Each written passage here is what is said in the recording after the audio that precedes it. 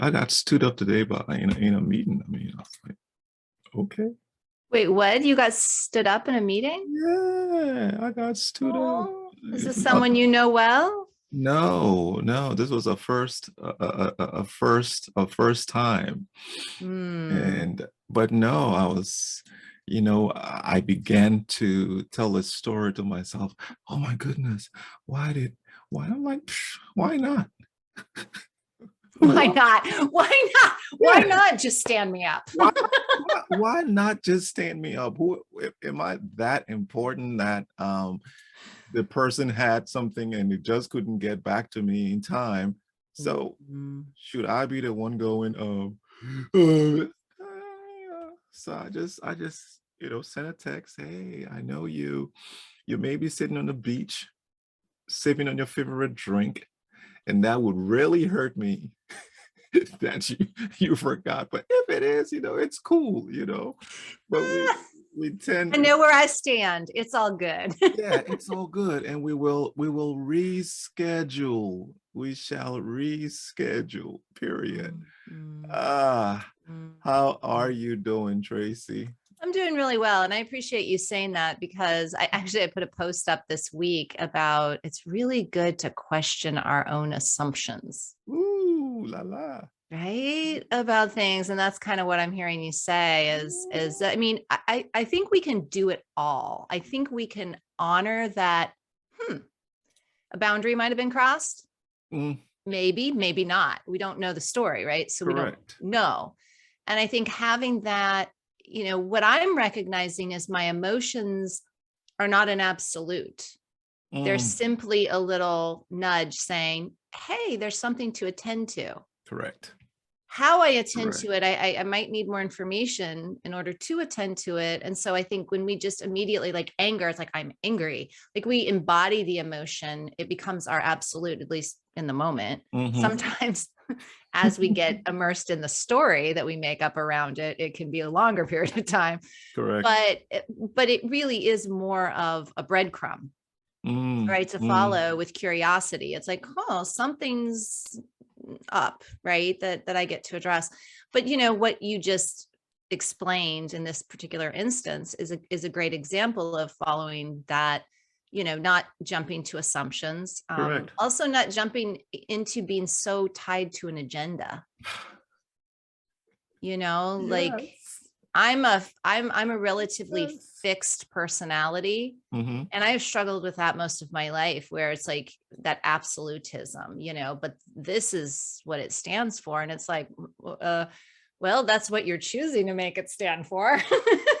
Yeah. How's that working for you right now? Is that Correct. Correct. right? Like, is that helping you? Because what's really great is that everything you just explained was going on with you. Who knows what was going on with the other person, but what was going on with you is this whole conversation, right? And that's the beauty of it, is realizing that all this is going on with ourselves. It is. It is. And I'm still looking for this video to share. So that's why you see me putting my face this way, but conversation continues.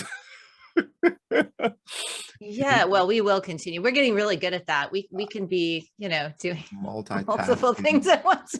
multitasking in a way. Yeah, but how are you? How's how was yesterday? I know we pushed to today. It's not our regular schedule time. And thank you all for coming, or hashtag replay. How was yesterday's event? Yesterday's event was good. And thank you to you and to everyone else, who normally joined us. Yes, it would have joined us yesterday, or actually making room to join us today. Hmm. It was wonderful, actually. So I've been asked to do a number of talks for Rotary clubs, and actually even was a part of a training for their leadership last year. And I really love what Rotary is about. I don't know if you know much about the Rotary Club, but they're all about being of service. Correct. And so I always enjoy visiting the different groups, and it was really nice to be, especially in person with some people. And so I was talking about effective communication, Hmm. and it's a reminder, like all week. This was one of the instances that happened this past week. This reminder of exactly what we're talking about is the narratives that we create for ourselves and how that is then potentially affecting our engagements, right? Our communications with people, and that it starts with communication, right? All of our relationships and the outcomes of everything starts with how we're communicating first and foremost with ourselves.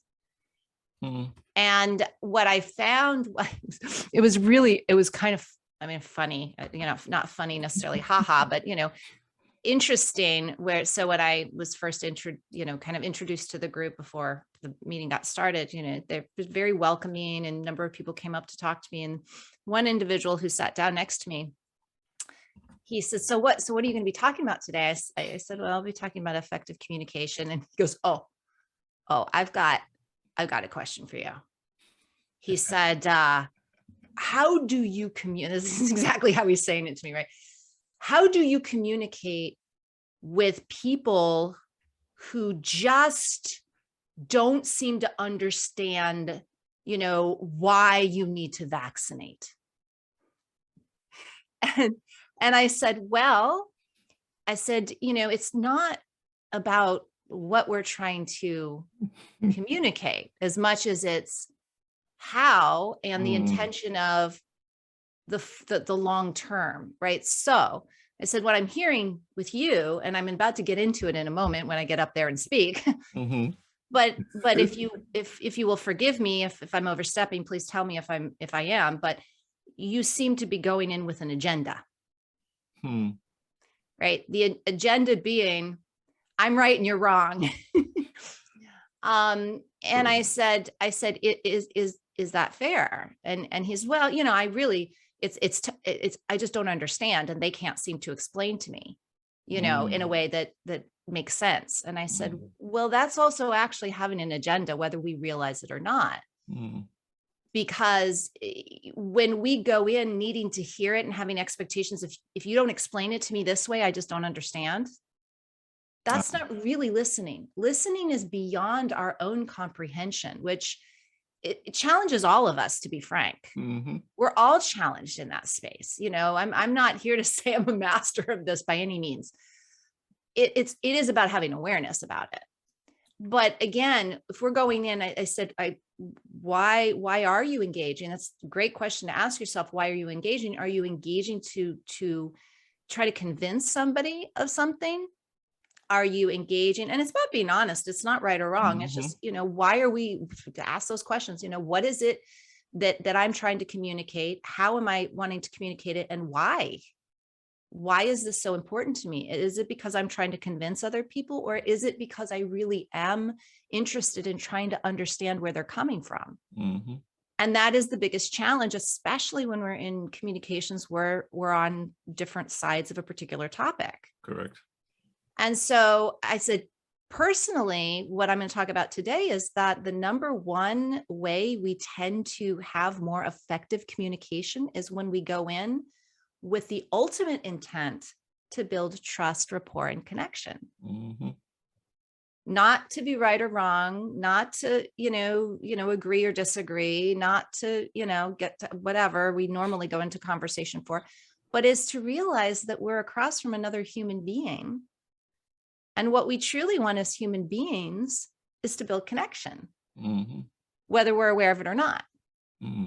And connection can be, it's not like deep connection. I mean, maybe it's somebody we're passing by or whatever, but that's a fundamental for humans, is this thing we call connection. Yeah.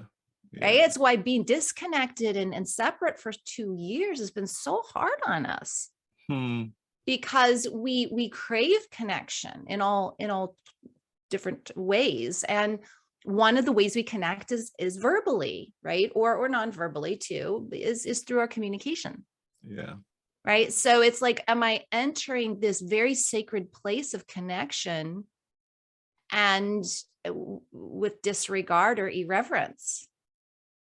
Am I entering with humility? Or am I entering from the ego where I'm trying to be right, look good, be comfortable, or be safe? And whack-a-mole in the process. Whack-a-mole. Yeah. Yeah. Am I entering the sacred ground and just eradicating it? Yeah. Or am I playing by the rules of reverence? Again, it's not about agreeing or disagreeing. We can choose to have the intention of connection and still disagree. Oh yeah. Oh yeah. And in fact, that's where diversity really works, because we learn from one another. We family, so Thanksgiving and Christmases in our house, or when we go to family, the family is divided along the lines of innate or learned. So every conversation, there's going to be the side that's innate or it's learned. From homosexuality to leadership, to, I mean, just everything. You name it. You have we have the conversations, and I'm not in those conversations. I'm just okay, yeah, I hear you, and I'm laughing because I'm the fly on the wall who's, oh, I'm refereeing. Nah, you don't do, nah, you got to listen. But what you said, and what the reason I brought that up is because they run to have these conversations.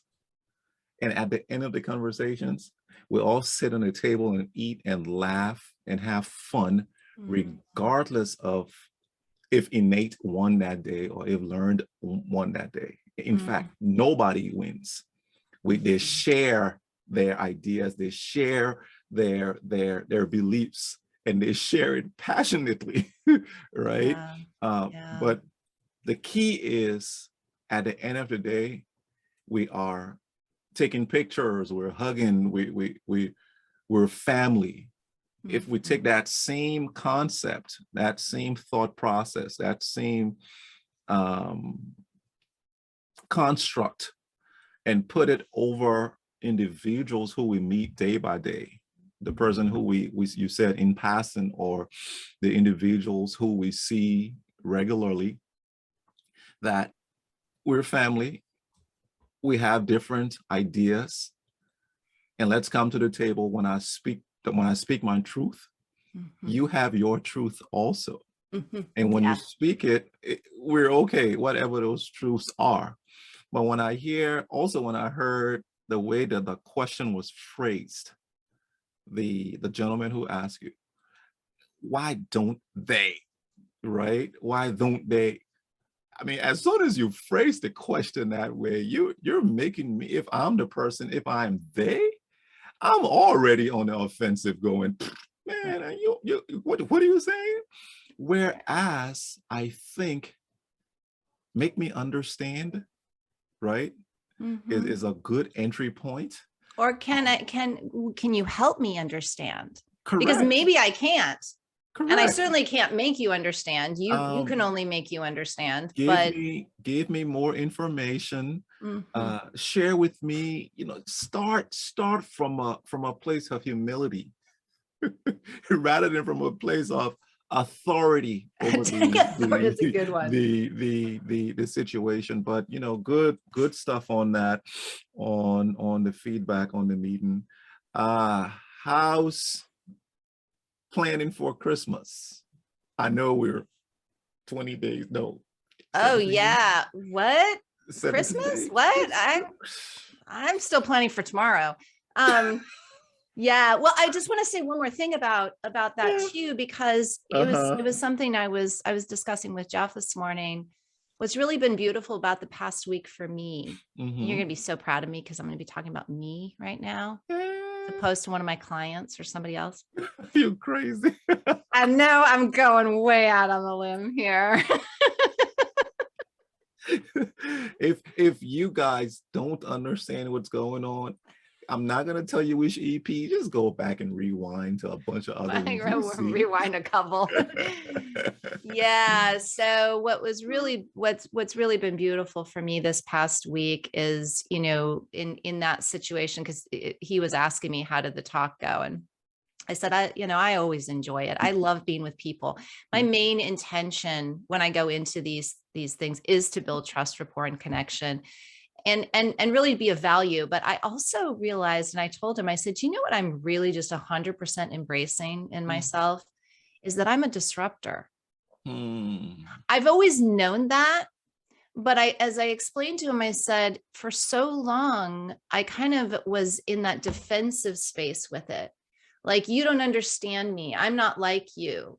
I'll just stay over here and you stay over there. This is my people and those are your people, right? Polarizing my own position. And by doing that, not allowing myself to be connected, right? I would connect to those who were like me and understood me. And I would disconnect from those who weren't, because it was a challenged, defensive stance. I was protecting myself, and I, I'm good with that and everything. But seeing it is really important, because I said to him, I said, yes, when I went in, I told him what I had just shared here, and I do so from a place of love always. Because I said, as oftentimes is the case, I'm sitting there with all of the information, and the person I'm talking to only has their side of the information. Right? They may be talking to, I mean, for all they know, they could be talking to me as someone who is that person that they're complaining about, and what is really funny for me is, and fun, I guess, is that, I can take that stance now in knowing that my place is not, I mean, I used to think it was to convince people they were wrong. Wow. I saw things in a different way, and I needed to convince them that they were wrong. When I was younger, that was very much my stance. Or I was very into social justice, not on the playing field of, I was taking on the world's social justice, but if I was wronged, I mean, I was just thinking this morning about an incident where I was going to a party that my grandparents were having in Golden, Colorado, and they lived up on Lookout Mountain. So you had to kind of, drive up the mountain to their house was literally off the side of the mountain. And I was a teenager, and I was with my brother, who was also a teenager, and my best friend, who was a teenager. And we're in the car, and a cop stopped us halfway up the mountain, and he says, you have to go back. You can't go up there, because they had problems with kids going up there and drinking and whatnot. So he just saw how old we were, assumed we were going up the mountain to do the wrong things, and turned us around. I said, well, I'm expected at this party, and he wouldn't listen. And this is before the days of cell phone. So I couldn't just hop on the cell phone and tell my grandparents. And this anger arose in me. And this was very typical of me with authority. If you're telling me something that is so unfair, I'm going to let you have it. And I think I was something like 16, 17 years old. And I just wouldn't. And so I got out of the car, and I'm talking to this cop, and I was really not being very reverent. My brother's like, oh my God, you're going to get us arrested. But I'm calling up the mountain like, hey, trying to get someone's attention, because my grandparents' house was just right above. And finally, my grandmother comes over, and she's like, what seems to be the problem? And the police officer is like, is this your granddaughter? And she's like, yes. Did she do something? And I think the look on his face is like, she's about to. She came real close. But he followed us up, and I was just livid. Like, don't treat me. I was kind of always that kid where I don't care how young I am. I don't care who you think you are. I don't care. Treat me like an equal all my life. And so that social injustice piece in me wanted to prove to people how unfair they were being. So it's not wrong as in you're wrong because you don't see the way I do. It was more social injustice kind of wrong that I was always going for. People being disrespectful, somebody coming and sitting on my phone who I didn't even know, my brother's friend, for an hour, I'm trying to get on the phone. I'm like, hey, lady, you got a phone at home? Go use it. Like that kind of, are you not aware of your surroundings? And it always backfired, right? I always ended up looking like the jerk or getting in trouble. And so recognizing that I am a disruptor, I do see inequity. I do see when things are out of alignment. It's what I'm here to speak to, but I never considered how. Mm. For so long, I never considered how. And so now being in that place, I said to Jeff, I said afterwards, everybody was like all excited to bring me into the fold. And after I spoke, I think I had maybe one person come up and talk to me. And I said, I'm used to being the one where people are like, I disrupt their paradigms. Mm-hmm. I disrupt the status quo. Mm-hmm. I get people thinking in an uncomfortable way. And you know what, Wulwyn, for the first time in my life, I totally embrace that. Mm. I'm completely at peace with that. Mm. I don't feel I need to separate myself from that. I know there's a value in that, but I Mm-hmm. also know the value is in me finding the right way to be that with people. Yeah. And so when people don't talk to me afterwards, I don't take it personally. Correct. I realize it's a part of me being who I am and why I'm here. And at the same time, I work to remain curious as to how can I help, this process? How can I do it better? Was there something that, Mm-hmm. because again, I'm not here to apologize for me, but I am here to learn. Mm-hmm. I am here to improve. I am here because that's what I'm here for, Yeah. And so it's been very enlightening, in that regard, is that they would say it's lonely at the top. Well, I think it's Mm-hmm. lonely when you embrace who you truly are and why you truly came, because not everybody in the room came for what you came for. Mm-hmm. And everybody's in the room, when they do understand their purpose, will be just what you said, that everybody in the room will not understand who I am. I am this, and I will stay in my position as, but we all attempt to be others. But continue, you hadn't finished yet. Well, that's pretty much it. I mean, what was a very beautiful gift out of it was the president of this particular chapter is very well aligned with me. He's a chiropractor. Mm-hmm.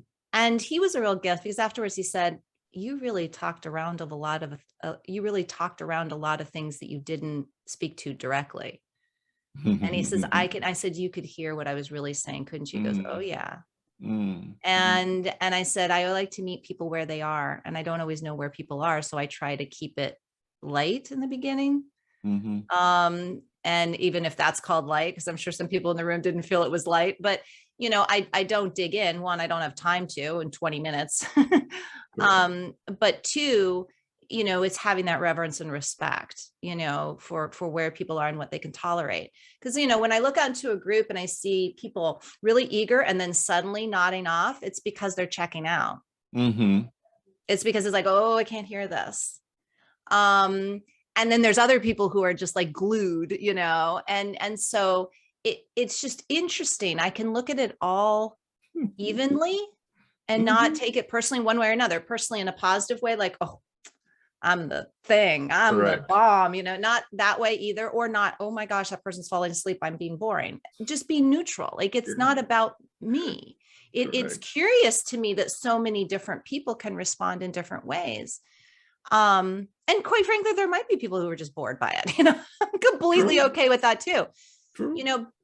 But I think the main piece that I'm pulling out is that in all of this, I'm really at a sense of peace. I mean, it's just, to be a disruptor is not an easy thing, as any of us who have been this our entire lives. And we've had loved ones turn against us because of it. And yet we can only be who we are. And what's really beautiful is not to do it in a defensive way. And for so long I couldn't not be who I was, but I just constantly was like, just ready, usually to separate myself. And I'm not doing that anymore. So it's a huge celebration for me. I'm very excited. I am. So so let me see what I'm okay. That's not good for a video show. When you type in and thinking it in your head, you need to speak it out, right?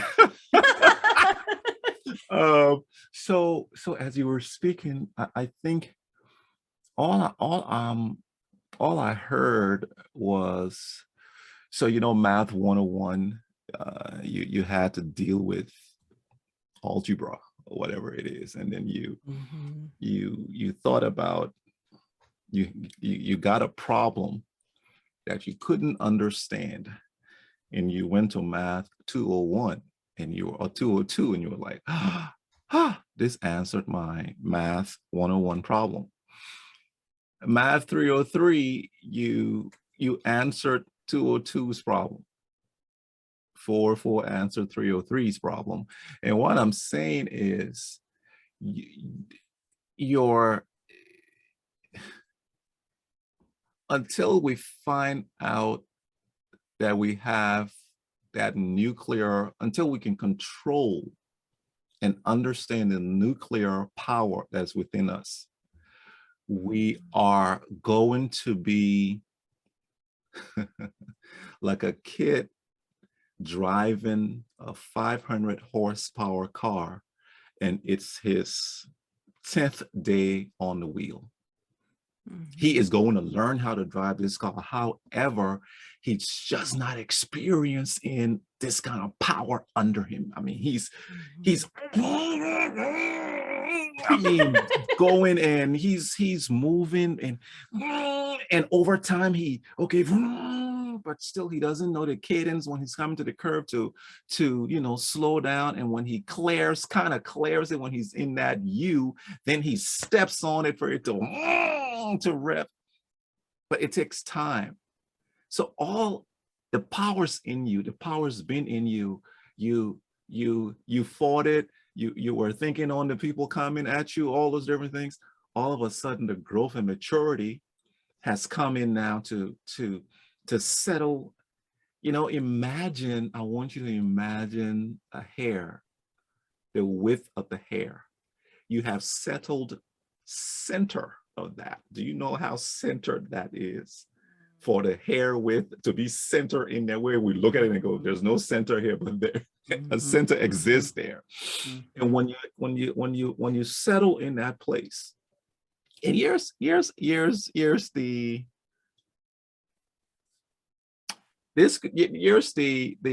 beautiful aspect of where you are, and wherever people will be in their, wherever people are in their walk with finding out themselves and fulfilling their purpose here.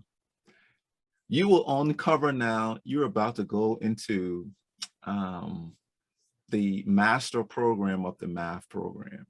And you're about to go to the PhD program of this math program of being a disruptor. You're about to go and become the expert, because once you accept who you are in this position, oh my goodness, then your mind starts to use its power now to harness the aspect of it, and not the aspect of the ramifications, the backlash. There's so much time we spend thinking on what others are thinking about us, whereas when we start to perform and use our mind power on who we are, your growth is exponential when it's focused. So a double-minded man is unstable in all his ways. And that's one of the double-mindedness of us, where it's not just double-minded in terms of, I want to go left, I want to go right, but let's bring it closer into our minds, where I'm doing something, and while I'm doing it, I'm thinking, at this moment, is Traci looking at me funny? Is she questioning what I'm saying?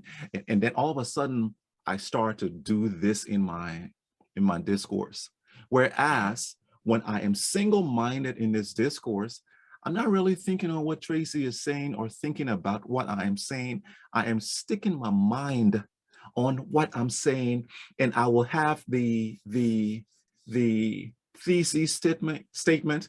I will have the supporting information on what I am talking, and the climax, the plot, the climax, and then come in with the conclusion, and boom, and it's a complete thought that I have delivered.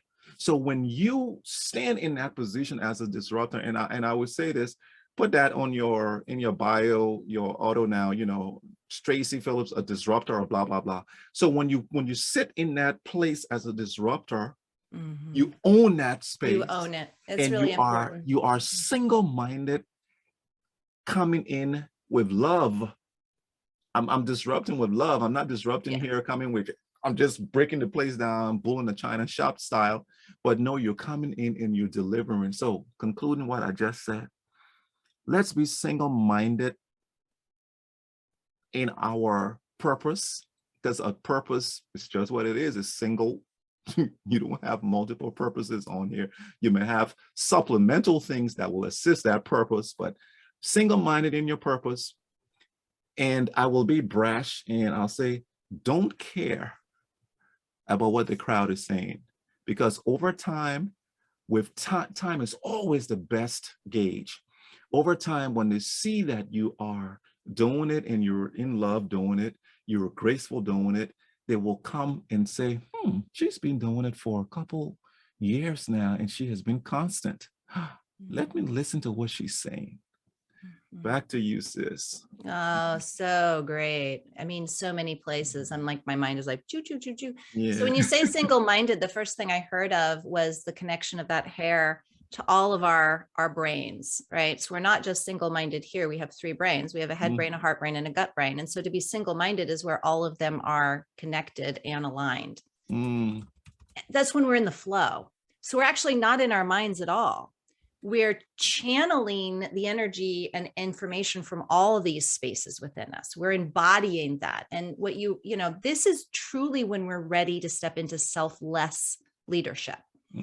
So you just nailed something that was a puzzle piece that was missing for me in the definition of what has been like irking me lately and what has been picking at me. Is there's a lot of this information in leadership about selfless leadership, servant leadership, all of this. And what I think is, I just realized listening to you is what it is that when it's like expecting a 2-year-old to be ready to drive a car. We're skipping too many stages when we talk about that, because at this point, unless you've been through the awareness, the engagement, and the ownership stage, you're not ready for true selfless leadership. Because if you don't go through those stages first, right, of like what you just said, is being able to embody and own, now you're not contemplating your own belly button. Now all your energy is not going into your positioning and who you are and who others think you are and all this ego leadership, right? An ego mind. Now you're truly ready to focus all your energy on the service that you came here to perform through the value that you are. Now you're ready for selfless leadership, but it can't be a thought thing. Otherwise, it's a martyrdom. Otherwise, we're martyring ourselves. Selfless in terms of, it's like humility.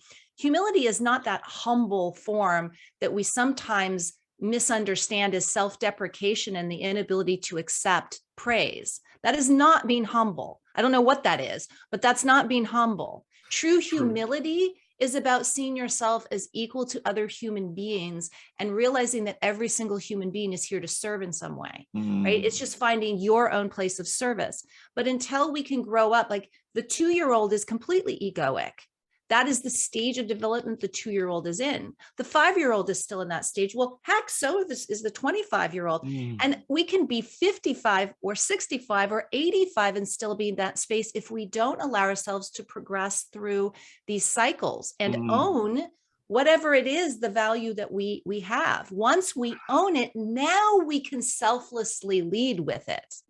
Now we're ready for selfless servant leadership. But everybody's skipping all these steps. And that's what I was not. It's not the concept of being selfless in what you're saying is where you're not thinking about yourself anymore and protecting yourself and proving yourself and all these things. You've owned yourself. Now you're ready to just be yourself and be the service that is going to come from that space. Yeah. That's selfless, but it's because you've developed into the readiness for that. We can't just turn it on because it's a great idea. Nope. Just like a 2-year-old kid is not ready to drive developmentally. Nope. And that is the piece. Oh, I love it. Because that was when I hear something that isn't right, it's like fingers on a blackboard Oh, for stop me. that.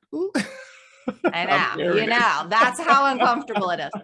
And I've been going back and forth with my friend Vinay over this too, as I'm like, and it's been coming from kind of this judgy place of like, I don't like that. I don't like that. And Mhm. yet I knew that there were benefits to what it was, but it's not the thing I didn't like. It's that people don't see that we as unless you've owned who you are, you're not ready for that stage yet. Mm-mm. We as a people can't step into servant selfless leadership without individually going through these stages of owning who we are. Hmm. We as leaders aren't Mhm. ready for that yet unless we've done that individually.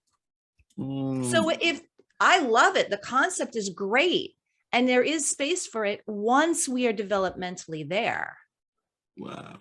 We You can't just snap our fingers because I think everything is always from this place of mind. If we understand the concept in our mind, we're somehow ready for it. No, that's not how it works.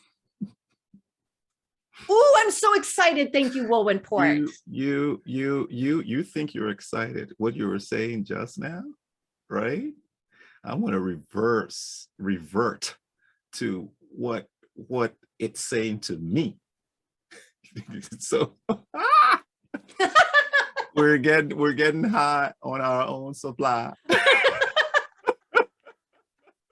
love Look, it. Yes, for listen, sure. listen, listen. I heard you and I wrote it down and I put it in to go through the cycles in life. Don't skip the steps.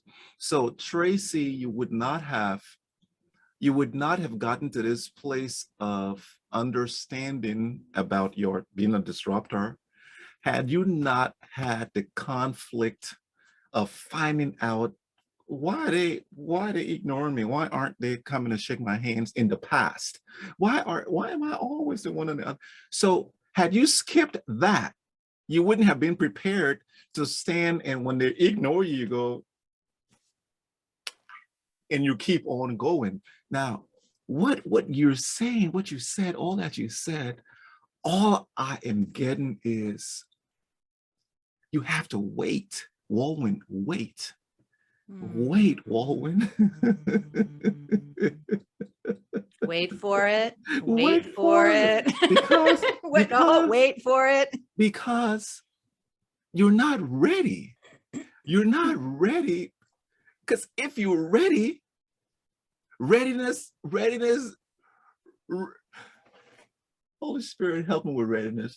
Readiness is your grandma that you spoke about who understood the recipe to do something, to bake something, and she would just come in the kitchen, or let's not do the recipe. Grandma who you would look in the refrigerator, look on the stove, see the dry goods and go, gosh, we're not gonna eat until in the next 4 hours, until 4 hours from now. But grandma comes in and plop, plop, plop, plop. And in less than 30 seconds, you've got the feast of your life in front of you. And you're like, how did she do it? You see, how did she do it is the flip. She's been through the cycles of, gosh, what am I going to prepare? How am I going to prepare it? Should I prepare it now? What's the fastest way to prepare it? She has mastered her craft. And Instant we manifestation. Yep. we are the ones who are enjoying the service of her craft. But had we seen the development, the cycles of her doing it, of grandpa when he tastes it, honey, it's good. She's like, honey, it's really not all good. It's not, you could have done something. We didn't see those parts.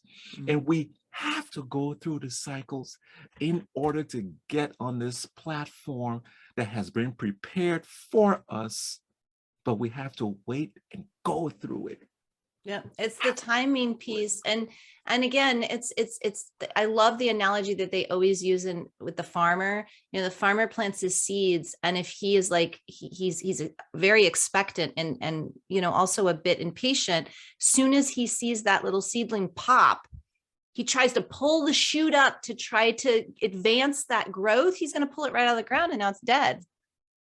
And so part of it is that patience, because guess what? There's preparation it's not even waiting. I mean, like gestation. I remember I just could not wait to hold my daughter.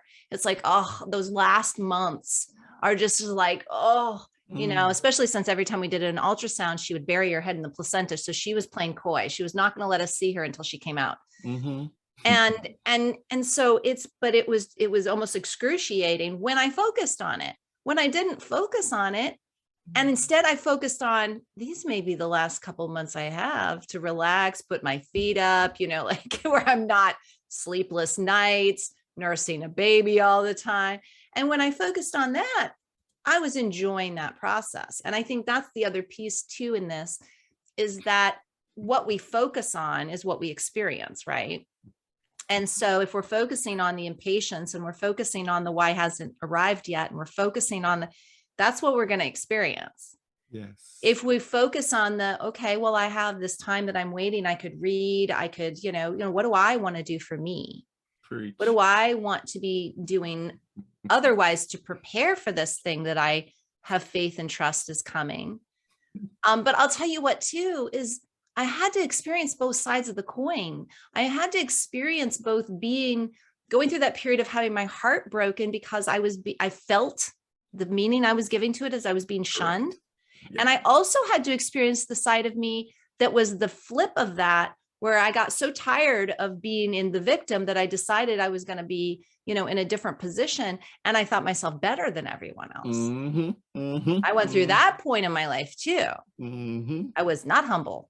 I might have appeared humble on the outside, but internally I was not very humble. Put my hand up too. Mm-hmm. Yeah. Me too. I was just like, oh yeah, well, you just don't get it. You're not superior enough. I mean, I wouldn't say those words, but essentially that's what I was thinking. Mm-hmm. I had to go through that too, because of both sides were choosing to separate myself and not equalize myself and not be humble. Both sides. Not good enough is not seeing myself as equal. Better than is not seeing myself as equal.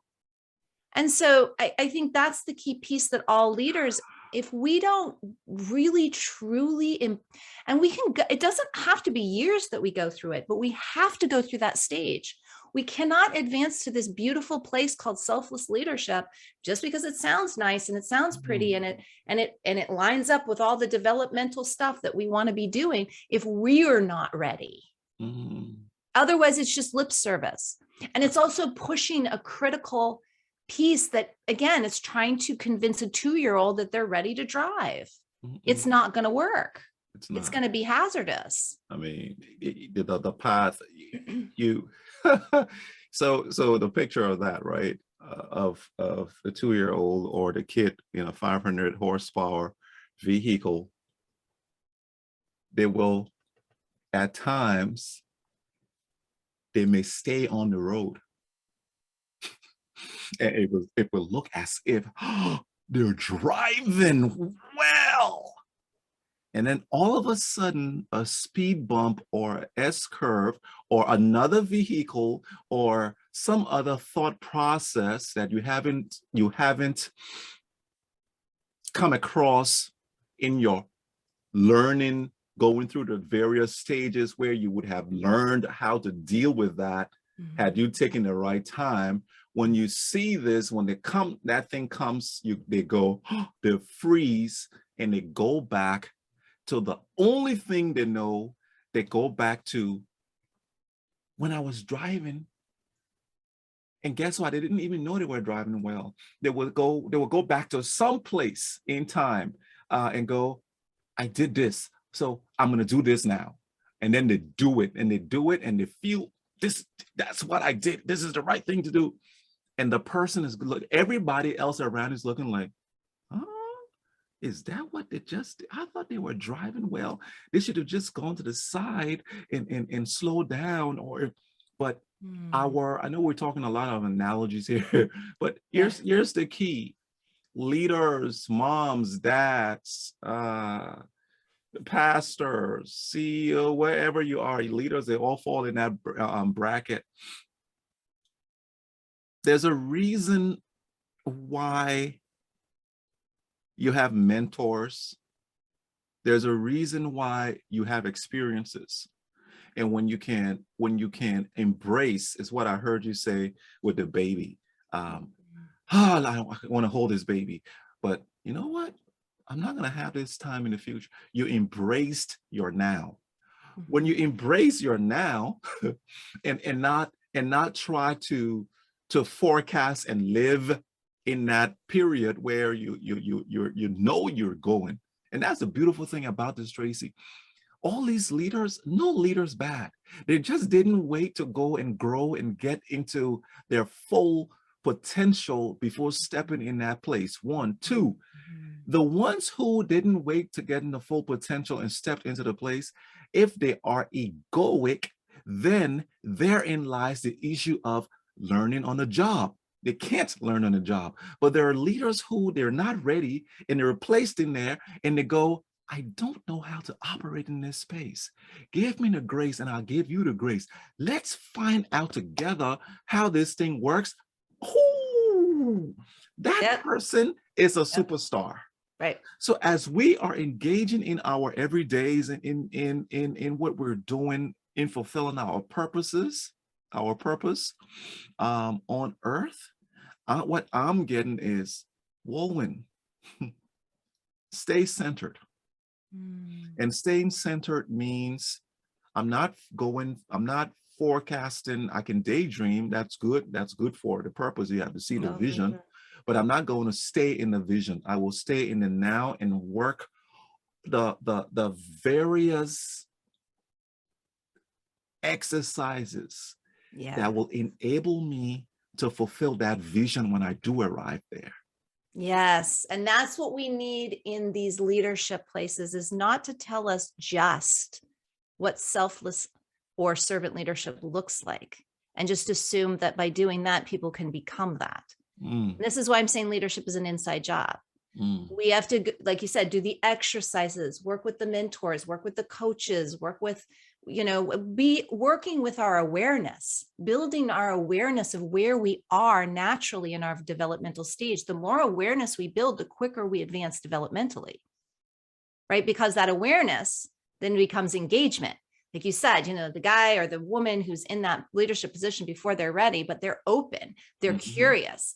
They're not closed and defensive and egoic, right? They're allowing themselves to be moved by the river of change and development, right? Accept the support that comes with that. Allow themselves to fail and try again. I mean, that's how a child learns how to walk, right? If they fall down the first time, they don't just sit there and go, well, I failed, I can't walk. They get back up and try again until they do it. And those types of people advance through those developmental stages much quicker. And so what we need to be, teaching, is this type of resiliency, right? Where it isn't about just getting it. It isn't just about following some 10-step model that's going to get us into, or saying, oh yes, I am going to be that servant leader. We can't just decide and be it. We really cannot shortcut those developmental stages. Like I said, they're not all going to take forever, but it depends on how open and neutral we are as we go through it, how vulnerable and transparent we can be with ourselves and with others, and truly be it, not just give it lip service. Right. And that's what I think any good leadership development, coach, consultant, whatever, is really trying to help leaders do, is go through those processes. But you know what? We have to do that ourselves. I also hear a lot of people in my field who aren't willing to get vulnerable about their own stuff. They're not doing, I hear egoic voices coming from those who are trying to mentor people not to be an ego. And so that's where it's like, ooh, okay, well, we need to, we can't be talking the talk and not walking the walk. So yeah, it's but that piece really just dropped in. That is something I've been, sitting with for quite some time. Hey, my pleasure. Nice job. Hey, do you see anybody coming on? Because I don't know if we're on. We Facebook. are. There are one or two couple coming on. Yeah. Okay. I think people follow individuals. It's not even people follow. People, when you have the authority, you command the presence, you command a platform. And having the authority can only occurs when you have gone through the fire. People will see through your cracks if you have studied, if you have done the theory and not the application aspect of it. So when we talk about coaches and consultants who are in the field, no experiential knowledge, but just here's what it is, here are the 4 steps plan, and there's no, this happened to me in 2017, and I went through X, Y, and Z. That person now is drawn to you to hear, how did you get over it? And you go through, and once you explain your story, then you weave their story in and say, I'm not sure if it's the same thing, but let's uncover what that person has more interest. They're drawn to you when you can show that, you're vulnerable, that you've been through this thing. In fact, I don't even know if I fixed it yet, but hey, let's uncover this path. But I tell you, it's this life, women never understand it. It's so complex. For the little piece that we've been given the privilege to hold, may we reverence it. May we be humble with it. I think that's the word. And when we're humble with the gift, I think the gift does what naturally occurs. It pierces from the ground, and it blooms when we allow it to operate. But I want to give a shout out before I shoot, because it just hit my mind. Today's my brother's birthday, December 9. He's my only brother and the oldest in the family. I'm the baby. And we're talking about leaders, and I must give it out to him that he's the best big brother. I tell you, there are so many things that he went through experiential, that he came back to me and said, don't do this, don't do that. As he navigated life, he threw me the compass, he threw me the cheat sheets that enabled me to mature even faster than what would have been. And that's why I can sit with my friends and older individuals and make sense, right? Because of his mentorship. So Nansen, man, I don't know if you're watching, because I know he said, man, I watch you guys, and I think Traci's family now. Well, good. Well, happy birthday, bro. Happy birthday, Nansen, and I hope you're having a great one, man. Back to you, Traci. Oh, I love that you gave a shout out to your brother. Yeah. Well, I feel like in the field of leadership, leadership really is the let's do this together kind of approach. I mean, I liked what Simon Sinek recently said in a video clip I saw on LinkedIn, where he was talking about the difference between authority and leadership. And, he said, authority is not leadership. Authority is that person who is commanding, this and that, but, they're not kind of in their becoming stage. And I think where that might've been the leadership model that worked in the past, because that's where we were as a world culture, we were looking for those in command.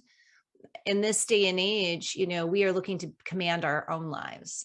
And we don't necessarily need somebody up at the helm telling us what to do and what to follow. And so, this leadership idea of, leaders create leaders is really about, being the model and giving the permission through the modeling, right? So as people see you, being honest and forthcoming with your own struggles, Yes. and I think also too, when we go through things, it's not so much that it gives us the authority to be able to tell people how to do things, or that even if we didn't do it exactly the same way, but I think what it really offers is a true ability for us to understand, because we've been there.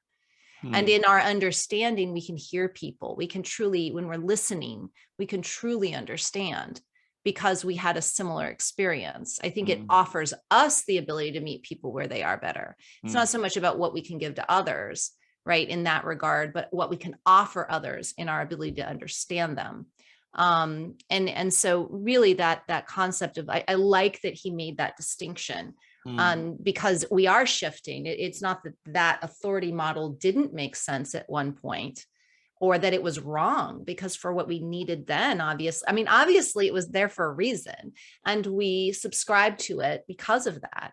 But I think as we're making shifts, those who, to your point earlier, cling to from an egoic standpoint, but this is how it's done, and this is how, I've been successful, or this is how leaders are supposed to be, or, that more fixed way of looking at and addressing things.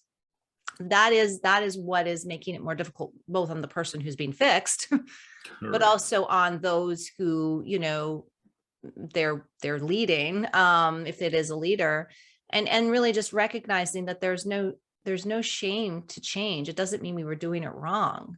It just means we need to try a different way for now, because things have changed, right? The environment has shifted. The needs are different.